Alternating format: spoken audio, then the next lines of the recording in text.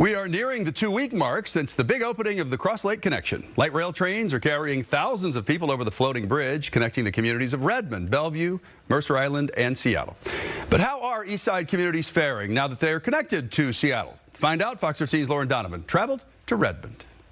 To answer those questions, I met here in Redmond with the Deputy Chief of Police and the Mayor. I think for us, it just truly puts us on the map. We've seen 3 times the number of people riding it than prior to the Crosslake connection opening, and about 30% of those are Redmond residents, which means 70% are residents outside of Redmond who are using the system. Redmond Mayor Angela Burney tells me riders are coming in from nearby communities like Redmond and Sammamish, and she thinks it won't be long until spots here at the public garage are harder to come by. For people coming and parking at Merrimore will continue to go up as people realize they can do that and get out of car traffic. She says ridership is outpacing what they saw when the Bellevue to Redmond extension launched in 2024. The ability for people to come from Redmond and go all the way into Seattle and beyond, or come from that side of the lake and come all the way to Redmond stations is really been impressive. But down the tracks, another trend is emerging too. Anytime you have a major regional transit service open, you can expect an increase in service and activity, and we're obviously seeing that.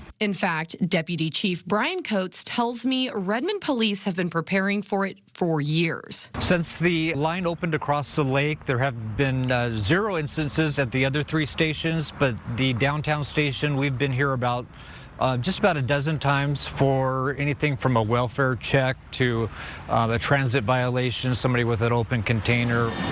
The downtown station is the end of the line, a place where people who don't want to get off may be forced to.